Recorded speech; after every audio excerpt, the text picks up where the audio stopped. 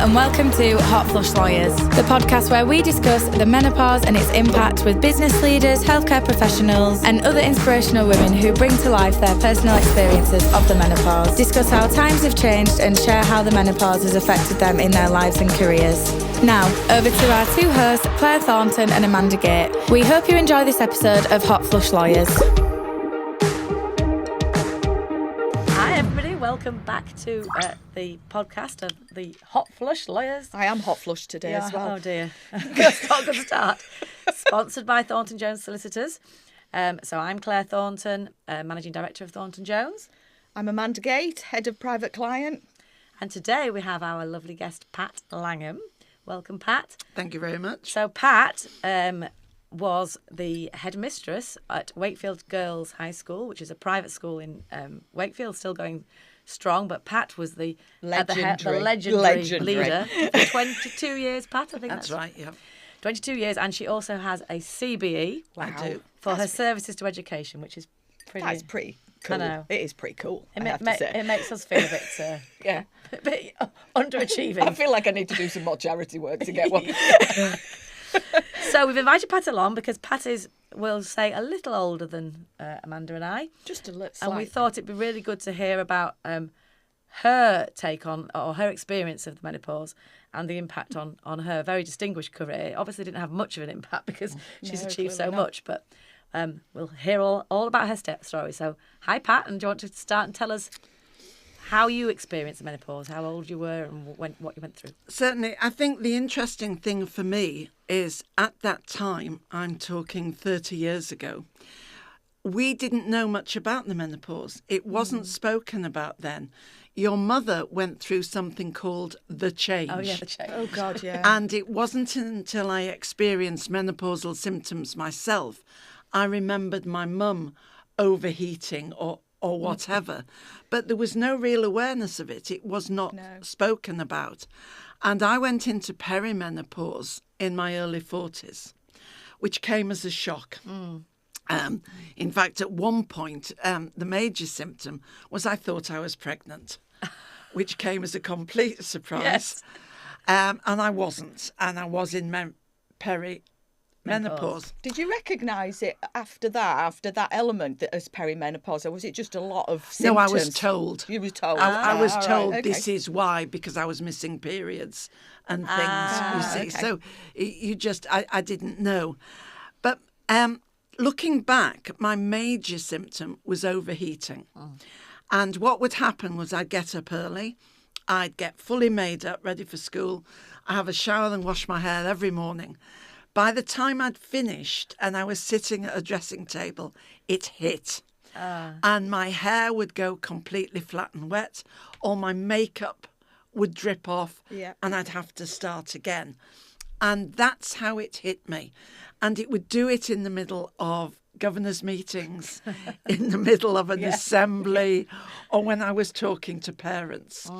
And then you'd get that gradual warmth and the heat and the bright red face. So that did impact initially. It didn't last for long because I did something about it. I don't remember ever having brain fog. I don't remember mood swings. Is that because of the brain fog? Well, it could be. Or it could well be that I had mood swings before and nobody recognised there was anything different. Oh, nobody dare tell you. And there was nobody there telling me. No, nobody dare tell you. No, they wouldn't. I did put weight on as well. And my bust grew. Well, that's it's awful, thing, isn't it? My bust grew. And at the time, I didn't mind so much. But now I'd like to go back to how I was before. But no, it was the overheating.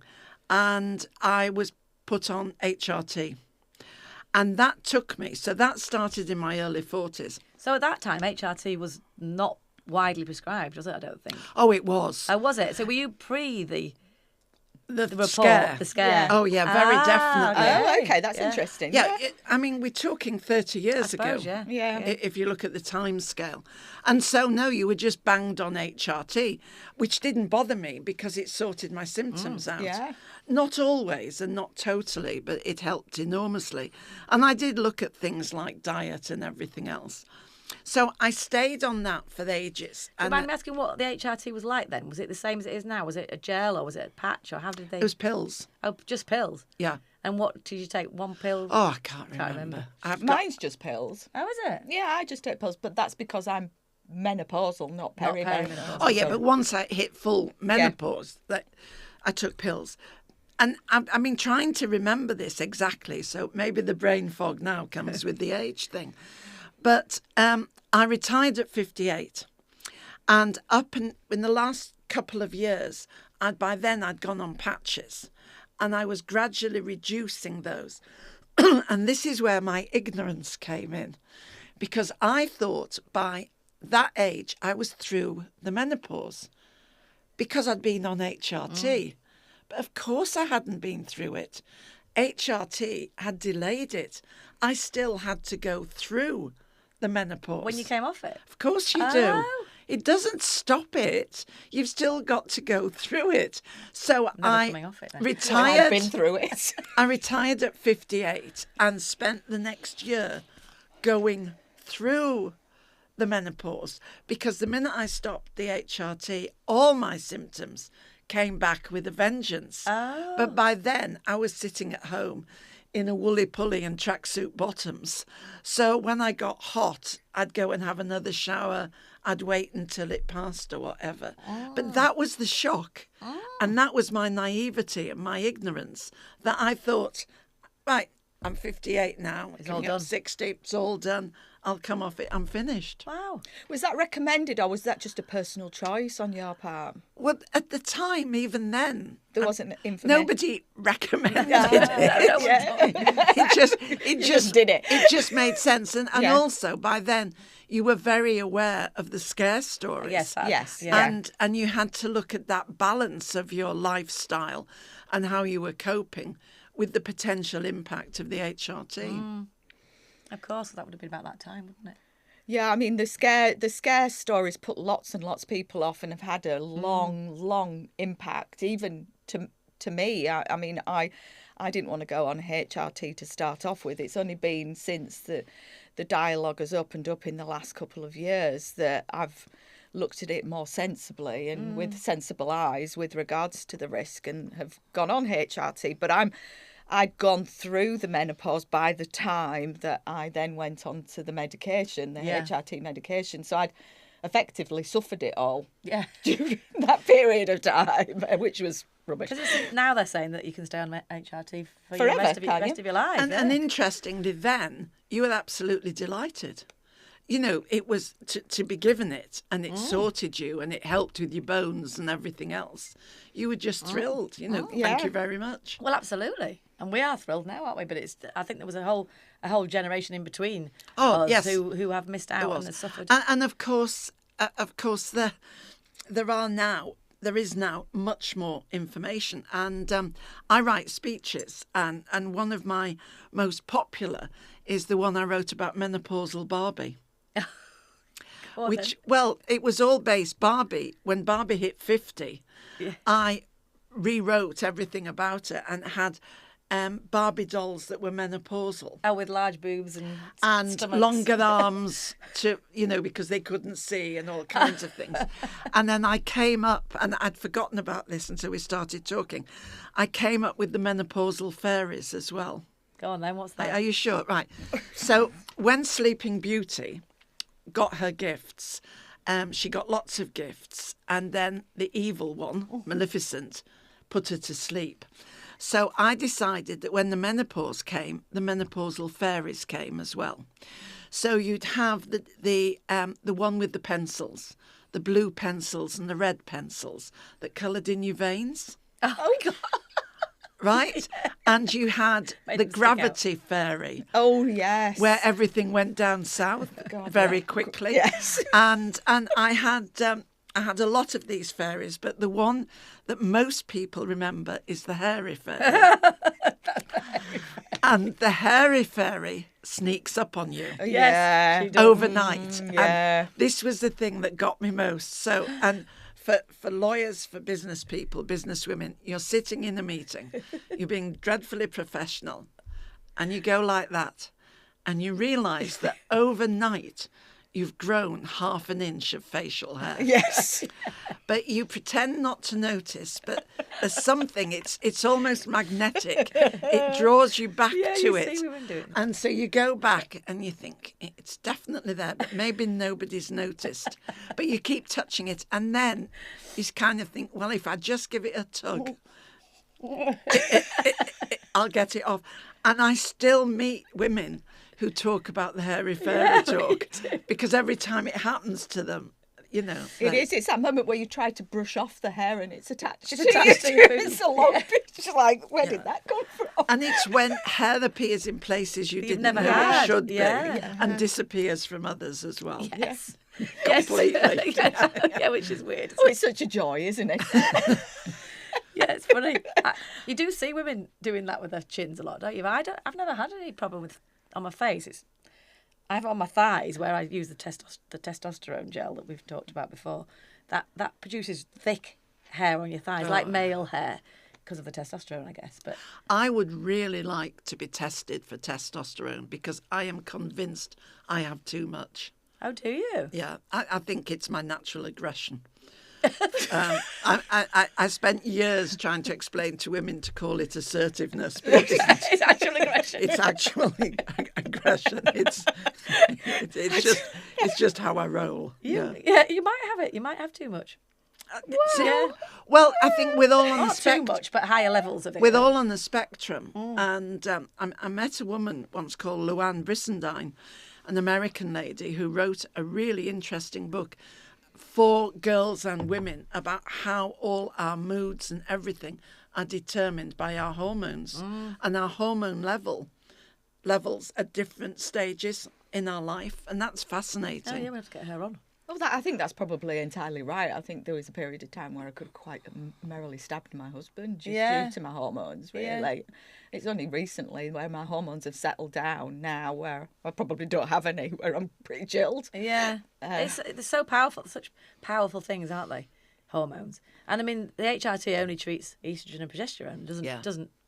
Doesn't normally treat testosterone, but it's as big a problem for a lot of women. Mine went down. Mine was low, and so that's when I got prescribed You liked testosterone. I loved it. I felt so brilliant on it. I felt stronger and fitter. What, on the and- testosterone? On testosterone. Well, that's But then I fine. ended up with too much. Then my levels were too high, so then they made me come off it, which I didn't want to do. I do have a sneaky I've bit never been- occasionally.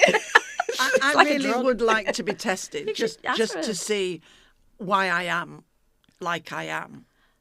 I think I don't think it's got anything to do with testosterone. But you were like that well a strong before. personality. I've always been You've like always this. been like Yes. that. Yeah, but the balance of your hormones. I mean, I sincerely hope I'm not at all masculine. No, not at all. But you know, I do think it makes.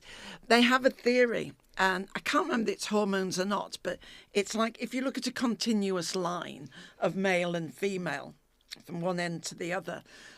Somebody spoke to us and said there's 20% in the middle, which is a crossover.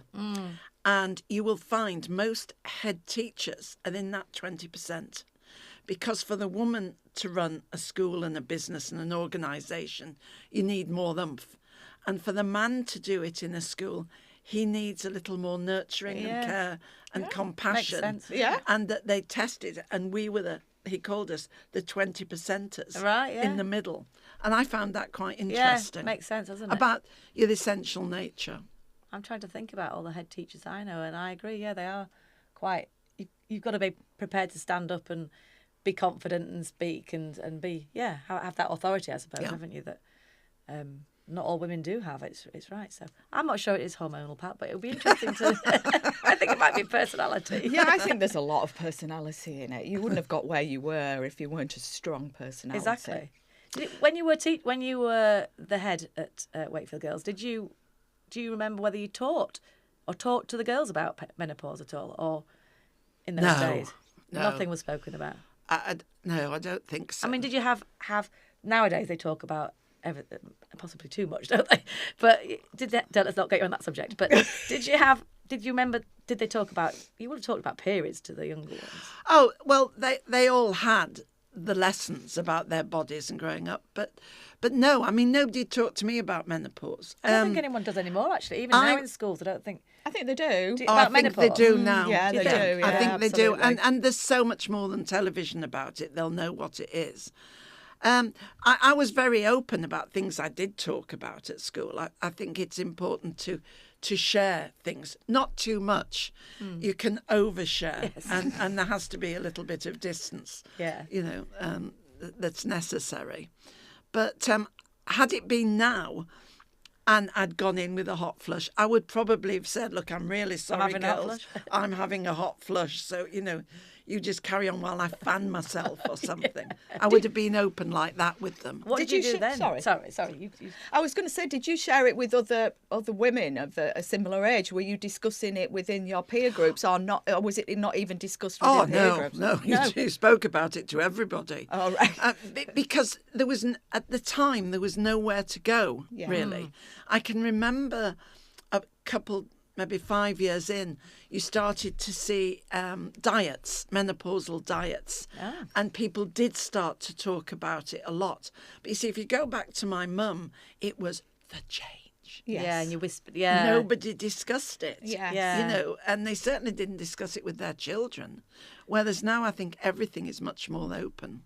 Oh yes, I mean I discuss it all the time within the family. I think everybody's aware of it, even my children. Well, you get a group of women in the 50s going out for wine, and that's It's all you talk all about. you talk about. Sharing symptoms and Menopausal fairies. That's Yeah, what it is. menopausal fairies. That's what it is. I love the The hair. hairy fairy. I'm going to have to. I think I know the hairy fairy really I think well. we all know the hairy fairy. I think it's a great name.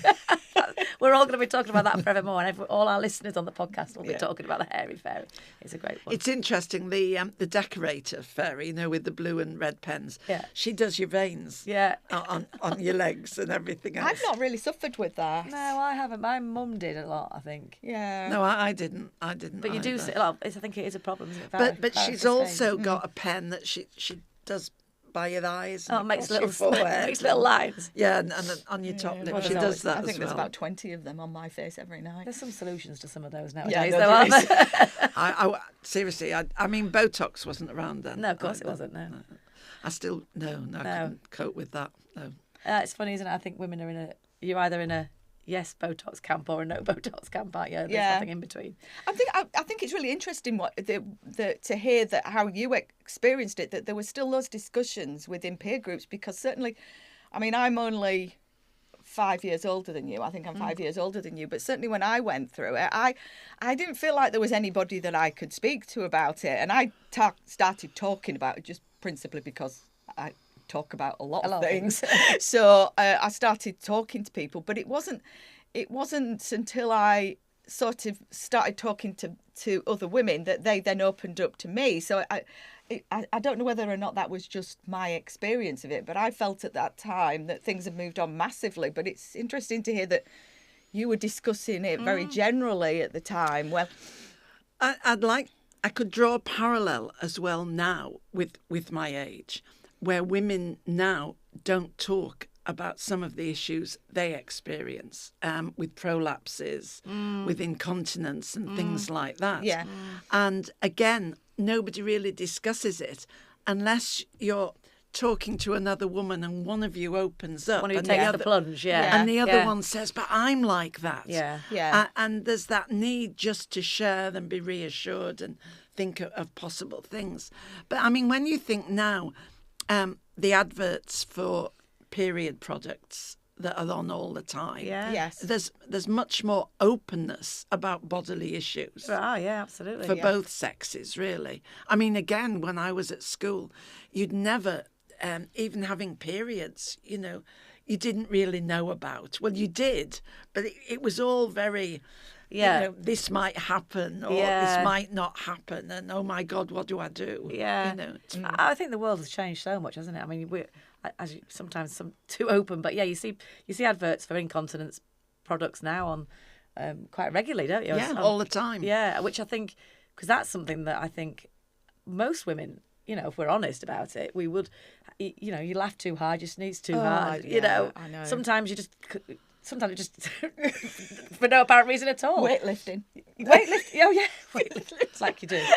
No, the worst one is what they call the backdoor syndrome, which is when you arrive home and something in your brain goes and you feel you're safe.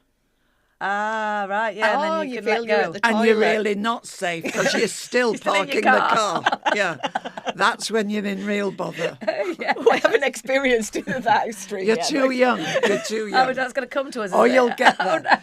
In Something fact, to look forward if to. we've got longer, I'll give you a great long list of what you've got. You've got as long as you want. Tell us all. No, what's no, gonna no, I'm happen. not telling you anything. It's a nice surprise, is it? No. I'm not laying myself completely bare No, today. no, okay, that's fair enough. But no, it's definitely an issue for people. You know, it happens to me sometimes in class. I go to an exercise class with Rich, who's in the room with us over there, and he makes us do star jumps far too often and skipping. He makes us skip. And that's not easy for women of a certain age, especially after 4 children. It's not good. Yeah, and I weightlift. So, deadlifting, it's because you're concentrating on pulling the weights and you're not concentrating on everything Other else. bits. And so it's just like, Yeah. oh, I'm going to smell like a tramp now when Yeah. I go around the rest But of it's the interesting, isn't it? I used to laugh at my mother who needed to know where the toilet was. Whenever you went anywhere, yeah. Whenever you went anywhere. And now I'm I'm of an age where I will go before I get in the car to go home. You know, rather than, I'll go when I go home.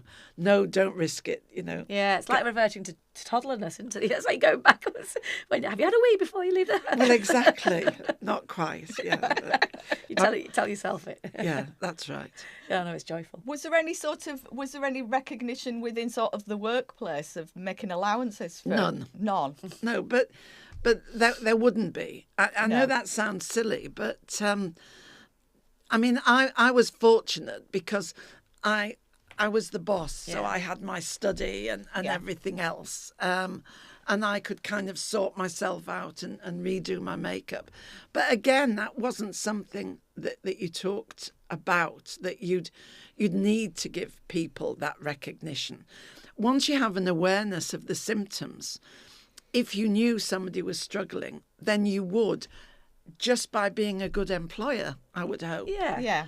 You know, you'd recognise it. Like, the only parallel I can make is at report writing time, when the burden on staff is huge, you've got to step back and think, what about these young women who've got new babies or small children? How on earth do they find all the extra time they need to do that? So if you knew, excuse me, somebody was struggling, you try to help. And I think that should apply to every individual, whatever it is. Yeah. Although, and this will be controversial, I do think there's a lot of excuses around now. And I think people use things for special treatment. And maybe I'm of a generation that says, just get on with it. Yeah.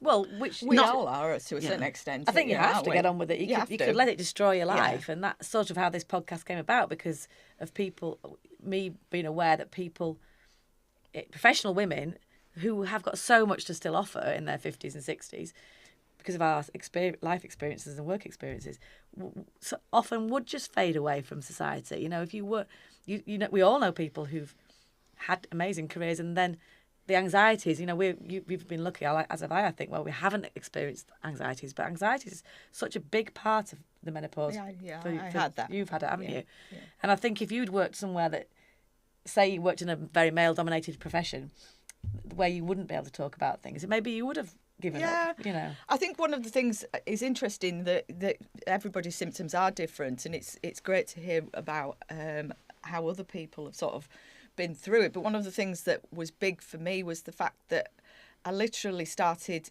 doubting everything that I was. And I actually had a conversation with my husband after our last podcast about, well, what did he think? What did he see? And he said, I saw you becoming somebody who I didn't marry. It was someone who didn't have any confidence in herself, didn't have any confidence in what she could do, didn't have any confidence in her appearance, didn't think she could do a job. Did you could drive? Couldn't drive. I stopped driving. Really affected her driving. Wow, it really did affect you. Yeah. And at that particular time, it was only a conversation with another woman that flagged it up to me that it was the menopause. I thought I was going completely mental. So you didn't have any anxiety. You didn't, because obviously in your role, it's a big role that you had. You were a head teacher. There was no sort of self-doubt. I mean, I changed what I did completely. Yeah. I changed from being a family lawyer to being a private client lawyer just because of all this self-doubt. It was the best thing I did, but, it was that. I've never really suffered from self-doubt. No, I've been very lucky in my professional life. I've been in the right place at the right time. And I think I possibly have a surfeit of conceit, but I can cope with that, But also, the nature of my job is a lot of it is facade. Yeah. So I remember my aunt saying once that I could, when I was a deputy head in a big comprehensive, that I changed the minute I walked into school, and I'd dress differently, I'd stand differently, I'd talk differently, I'd project. And it is a facade, because if you've got 1,000 girls in an assembly and you're at the front, I used to have nightmares before the start of school. I had them every year that they'd suddenly start yelling rubbish, get off the stage, And if one started, they'd all start. Yeah. So when you think about it, all you have is your presence and personality to make them stand when you walk in and everything else. And so it is a role. Teaching as well is a bit of acting, because obviously I taught all the time initially before I turned into somebody who strolled around posing a lot. So, and you do doubt yourself in many ways, but what you described are menopausal symptoms, not really self-doubt. They were just wrecking you. Yes, they just were. Awful. It was. I mean, and unfortunately at the time, I didn't recognise what it was for quite some time to deal with it really. And soon as I dealt with it, it was freeing. It was completely freeing. I mean, it's taken a lot to work through it, but for me, I didn't realise until I spoke to my husband the other day about it. I didn't realise how much other people saw it as well. I just thought it was just me. I saw it, definitely. Yeah, I know. And it was just when Amanda started working for us, you were just at the moment, I think you were just hitting the worst bit, really, weren't you? I was, yes. Yeah. And as I say, I'd been treated, on the last podcast we were talking about the fact that, again, I'd been diagnosed by doctors. They were saying that I needed a hysterectomy and I needed all this sort of thing. So it was very... I was very all over the shop. That almost sounds Victorian, doesn't it? Yes. You're the hysterical woman. Exactly, Hysteria. Yeah. Take it out, yeah. What is interesting, but really not the subject of your podcast, but what happens to you as you get a lot older is then anxiety does come in. So I've been widowed now it'll be nearly 14 years. And making the decisions, before I could make any decision at any time. Now a dripping tap will go, and then you think, just frame, ring a plumber, But you do get anxious about things as you get older. Yeah, it's a different level. But that, to me, that's clinical. It's hormonal. It's medical. It needs to be addressed. I mean, you're not like it now, are you? Now you've I'm touch wood. I've come through it, and it's absolutely fine. Well, you're leading a team of people really effectively. But the point is, she's now totally capable, but she can't get her own parking ticket. I can't. I had to get Pat to give me this. I couldn't do it. Stood there looking like a lost soul in the car park. It for me. The thing is that I have to admit, the last time I came to Tileyard to do Wackle, I couldn't do it either. And Lindsay had to help me. So this is the nature of women helping that we recognise. Yeah, you recognise a woman who's lost. That's right. It's quite easy, but it's only easy if you've just done it yourself. Yes. And you know what? I get paralysed by, I like money and slots and Oh, pressing yeah. buttons. Well, it was easier when you could just do that. But yes, I still haven't mastered technology in any No. kind of So way. are you both still on HRT? Yes. Yeah. Wow. I'm never coming off it. I love Yeah, it. mine is the one for people who have gone through and are in the menopause. So I'm on that, and it's I can stay on that for the rest of my life. And as long as I think I have a 3 monthly checkup, and I think the only thing now they're saying that the risk is there's a slightly higher risk of breast cancer, but we get tested for that over 50 anyway, don't we? Every few years. But everything else, the benefits on your bones, on your heart. So does that mean I could go back I think on you it? can, you can, yeah. I think you can. yeah. Not that we're medical experts, but I think you can. But I think you can go on. I mean, as I said, this is the one that I'm on is for people who are Post-menopause. are in menopause, and you I can am go on so it. post-menopausal. No, but I still think you can. It might have some. Yes, we'll speak to a doctor, Pat.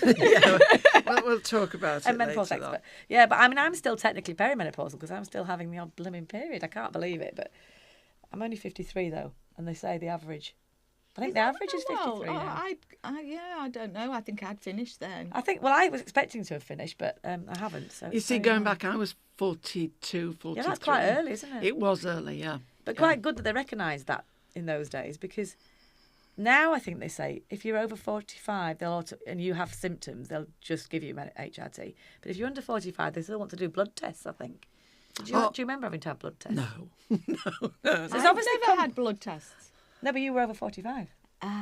No, I think I just went and asked and described my It's symptoms. almost come back in circle then, hasn't it? Because there was definitely a period when you wouldn't have gone and asked in that scare period, as we call it. Oh, no, the scare period came. After you'd already... It's a shame we haven't got a date because I'm trying to think. We should find that piece of information. I'm out. talking 93, 94. That's 1993, when you were... 94. That's when I went on it, yeah. It was only after that. And then it made you think, should I come off? And people were ditching it all over the place. Yeah. But I couldn't face that bright red face, no makeup, flat, soaking wet hair again. And especially the job that you had, where you are so it was public front of facing, house. yeah, exactly. Yeah. So it's and you can see women having a hot flush sometimes. I mean, I don't think I ever had mine were more at night. Did you ever have the night sweats? I did when I actually went through the menopause. Oh, when you were in your late 50s, yeah. When I was 59, yeah. Because that's the thing that I think makes you so tired as well. I was just boiling, absolutely Yeah. boiling. It was like being next to a radiator for my husband. Yeah, definitely. Oh, it strips down your nose. Strips down your boobs. Oh, Under boob awful. sweat. And then when you're trying to work and you're absolutely shattered because you've not had any sleep, then that hugely impacts your professional life, which is one of the main reasons I went on HRT was because of Going back to what we were saying earlier, I think all women need a friend that they can confide in and just share things about themselves, because your symptoms were so drastic. And if somebody could have said straight away, well, this makes sense, the brain fog, especially, and the real self-doubt that goes beyond, I'm not very good at this, to much deeper and far more damaging as well. I mean, it was. I mean, as I said, it was just a very chance conversation with somebody in a coffee shop where she just started describing her symptoms to me. She said her husband had taken her to be tested for Alzheimer's because he thought she was losing her mind. And I thought those are my symptoms that she's talking about there. And she went, oh yeah, I'm on HRT now and I'm absolutely fine. And I thought, this is unbelievable. And when I sat down in front of the doctor and explained my symptoms to the doctor, and the first thing he said was, well, how old are you? And I went, you're not going to say menopause here? And he went, absolutely. Absolutely. And it was very freeing. I didn't feel well for a while, but it was freeing to know that I wasn't going mad. But what's interesting about the menopause as well is that a lot of women before saw it as at the end of their life. Yes. Because it was the end of their reproductive life. And it wasn't. But I look back, I recently went to the tip and I was, well, no, I do, because I do all my own gardening and I was emptying huge things of rubbish and stuff. And I'm nearly 74. And I thought my grandma, when she was 60, moved into an old age person's flat and sat there, really. From then on, she was retired, and that's what people did. Yeah. They stopped. Yep, they did. They stopped at 60. So the menopause, in a way, marked retirement age, end of your working life, end of having children. And at that time, what was left for women afterwards? Whereas nowadays, there's loads left. Yeah, exactly. And there's a life after work, there's a life after menopause. And it can be the same, it can be enhanced, it can be different. Yeah. It's up to you. Yeah. So it's a very different mindset. And sometimes I just look at myself and I think, why are you dressed like this at your age? And I think, because I like it. You look amazing. And you know, you are what you are now. And I don't see myself slowing down, you know, unless I break another leg. Well, that's always a bit of a risk with you, Pat. Yeah, for going too quickly, carrying bales of compost. Yeah, it was just one of those things. I think that's really a really important thing, actually, because I think one of the things that I certainly have felt is freed by coming through the menopause. I see now as the period of time that I've got as a really productive time for me, probably more so than before, because before I had children that were dragging me down and you have all sorts of stuff going on in your life where it's all about them and it's not about you. And I feel now that it's a really, really positive phase, but I can see how the likes of like my mum, and my grandma. I remember my grandma vividly saying to me, "Well, when you get to 50, you have to have all your teeth out." No, that's true. You have to have all your teeth out and have false teeth because that's what they did. Yeah. Oh, yeah. And I'm like, no. Well, they didn't take your teeth out. Oh, they did. They did because they thought that everything had gone. So you get your false teeth in because you're old and you need false teeth. And also because, you know, there was tooth decay and fillings and missing things that it was kind of a tipping point when they lost them all, and then the glass by the side of the bed for the teeth at night. And we have Invisalign now, so I have a glass beside the bed, but with a Invisalign brace. That's right. But I mean, I'm busier now. I'm ridiculously busy now, and amazingly busy. I have friends who say to me, "You need to slow down."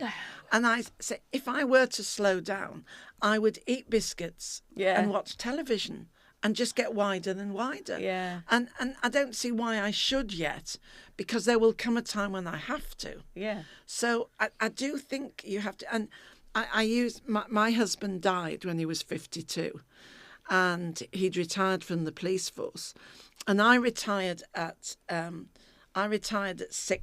58, so we could have a life together. Yeah. And he died the year after I retired, so we never did. No. So if that taught me anything, it's you don't know what's round the corner. No. You don't know how fit you're going to be. You don't know what kind of life you're going to have. So, you know, you have to be adaptable. I mean, it destroyed me for the while because I couldn't enjoy anything at all. But life does go on. I know it's a cliche, but it does. And you have to grab onto it, really. Yeah, well, you do an amazing job, Pat, at doing that. I know Pat from various things that we do together, charity things that we do together. And she's an absolute force to be reckoned with, and it's wonderful. And I think you're an inspiration to us younger people and people younger than us even. You know, that's what life's about, isn't it? It's about. And I think to come through the menopause and be as amazing as you are, Pat, is fabulous. So thank you very much for joining us. I think we're probably at the end there. Yep. That's lovely. Okay. And thank you for inviting me. It's been a real pleasure. It's been lovely to hear your story. Thank you. Thank you for listening to the Hot Flush Lawyers podcast. Please be sure to follow and share this podcast and join in the conversation on our socials. We look forward to sharing our next episode with you very soon.